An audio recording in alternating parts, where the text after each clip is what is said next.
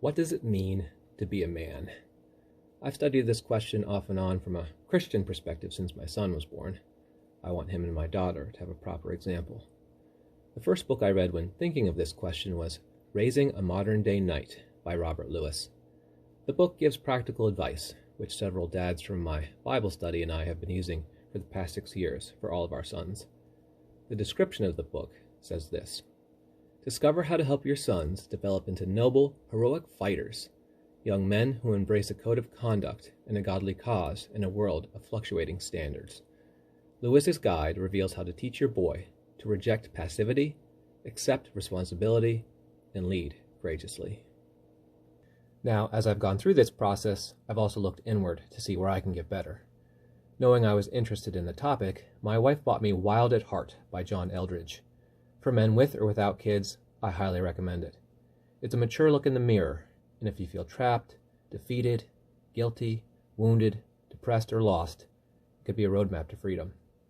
There's an interesting take on Adam and Eve, but I want to read this passage, which I thought was more important. Too many Christians today are living back in the Old Covenant. They've had Jeremiah 17:9 drilled into them, and they walk around believing, my heart is deceitfully wicked. Not anymore, it's not. Read the rest of the book. In Jeremiah 31:33, God announces the cure for all that. I will put my law in their minds and write it on their hearts. I will be their God, and they will be my people. Sin is not the deepest thing about you. You have a new heart. Your heart is good. What God sees when he sees you is the real you, the true you, the man he had in mind when he made you. So when we accept Jesus, we don't stop being sinners. We acknowledge our sin, we reject our sin, but rather than identifying with it, we separate ourselves from it, acknowledging our dependence on Jesus and on the need for God's mercy. So I ask again, what does it mean to be a man? Some themes have emerged over the years. Men seek adventure, men need a cause, men need an example, but we aren't lost if our human fathers have let us down.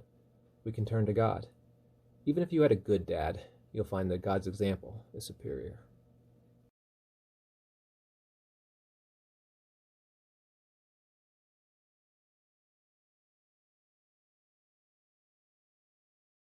I don't pretend to have all the answers, but based on what I've learned in talking to different men I respect, both older and younger, being a man is to be fearlessly obedient.